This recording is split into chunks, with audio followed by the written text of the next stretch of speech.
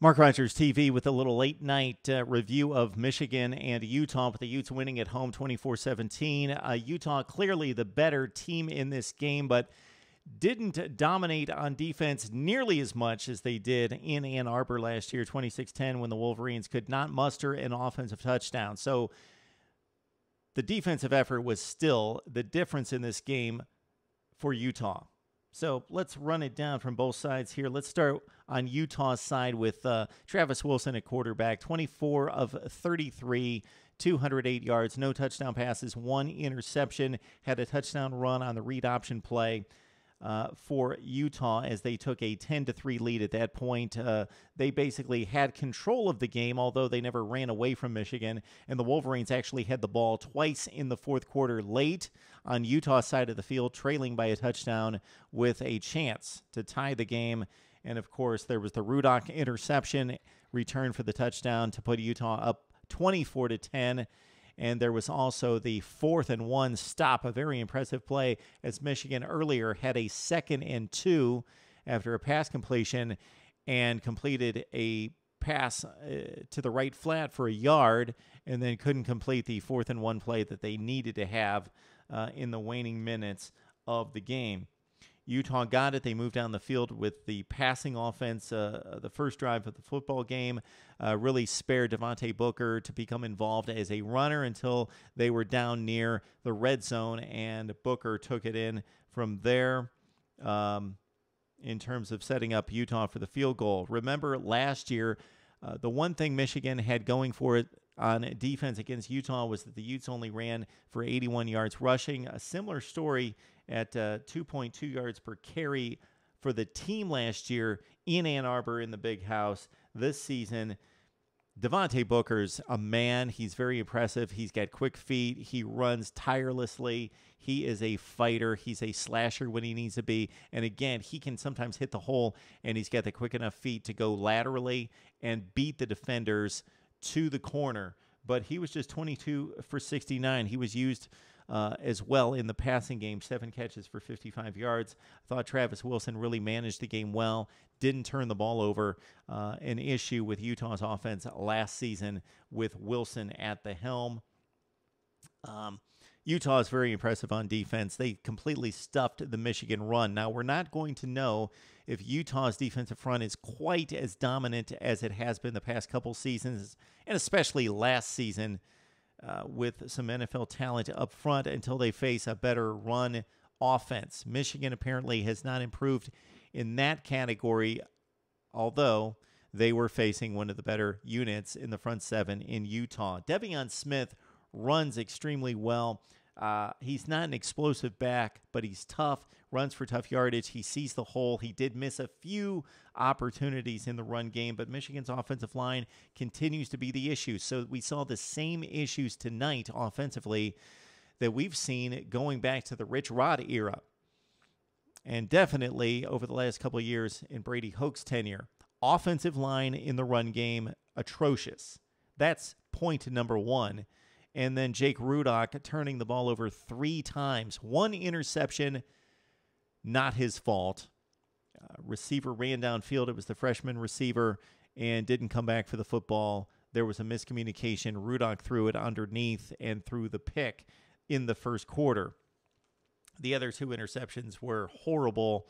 Michigan driving down around the 35-yard line, threw the pick when he was high and wide, and then the back breaker to Justin Thomas, who ran it all the way down the right sideline for the game-clinching touchdown, 24-10, with about 7 minutes to play at that point, although Michigan did have this game within a touchdown later and were stacked up on the 4th and 1 at the 30-yard line when it was 24-17 and Michigan still had a shot. Jake Rudock has to protect the football. Again, 3 picks to his fault. He only had 5 against 16 touchdowns for Iowa last season. Michigan can't run it. They need to be able to run better. We'll see against softer defenses, definitely in the non-conference and against some in the Big Ten, aside from Ohio State and Michigan State. If Michigan is improved in the running game, that has to be the difference on this football team. Jake Rudock in the passing game cannot carry this team, although I like what I saw out of Jehu Chesson And also, Amara Darboh, more so. Darboh, 8 catches for 101 yards and a touchdown. Jake Butt seemed to be the only guy that Rudock was looking for the first few series. He caught 5 passes in the first quarter. Butt caught 8 on the night for 93 yards and had that remarkable touchdown reception. Very athletic play in pinning the ball, almost David Tyree-like, against the defender's hands in pulling in the ill-timed and thrown pass, or what could have been without the remarkable play by Butt. But maybe they've worked up this rapport, Rudock and Jake Butt at tight end already.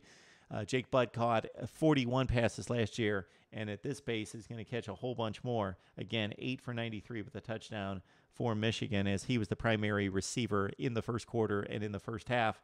Then they got it to Darboh and Perry and Chesson a little bit more. And I think Michigan's wide receivers have improved considerably. And with Butt at tight end, they have options on the outside. It's going to be up to Rudock to make the plays. He can't carry this offense. 43 attempts, not the formula for Michigan football with Rudock at quarterback, although the running game, not an option either. So it's going to be difficult for Michigan to score tons of points against superior defensive play without the quarterback and without the offensive line. I like what they have generally at running back, but especially at wide receiver. Defensively, Michigan's strong. Not so much in the secondary. We'll see down the road. But again, despite going 5-7 last year, this Michigan defense was stout against the run, and they were again on this night. Let's not shortchange Devontae Booker. The stats are not impressive. 22 carries, 69 yards, 7 catches for 55 yards. But in the running game, he earned everything he had. He ripped away from tacklers time and time again. He made the most out of little room up front, i.e. Devion Smith. But we saw a marked difference between Devion Smith, who's a good back, and Devontae Booker, Devontae Parker off to the NFL with the Louisville Cardinals from last season. But Devontae Booker, one of the better backs in college football, but Michigan still contained him to 69 yards. So that speaks well of Michigan's front seven on defense. They played extremely well. Jabril Peppers, the ultra athlete, blue chipper 2 years ago, he played well. He forced a sack. He played well at times. He missed a few plays. He over-pursued at times. He was a little bit late some other times, but he is shown to be an exceptional athlete, and Michigan's in good shape there. Going to have to see more out of this Michigan football team. They played definitely at least number 3 team that they will play this year in terms of talent and productivity in Utah. This may be the 4th or 5th best team when it all shakes out in the Big Ten that Michigan will face this year. I think it was a decent opener for Harbaugh. He is setting up an offense that where he wants to run the football, he doesn't have the offensive line to do it in this conventional way. So he's either going to be stubborn and continue to force his hand running the football between the tackles in these type of sets, or they're going to open it up more, not necessarily to open it up for Rudock and for the offense to be placed on his shoulders, but possibly to try to work in some of the threats that they have that they feel very good about on the outside. Again, most notably Perry, Chesson, and Darboh, with Jake Butt going down the seam there and catching the football from Jake Rudock. Okay, that's the Michigan take, most notably Utah. They've got a game coming up with Utah State. That should be an interesting one against a very difficult Aggies team. Michigan comes back home to take on another Pac-12 school in Oregon State.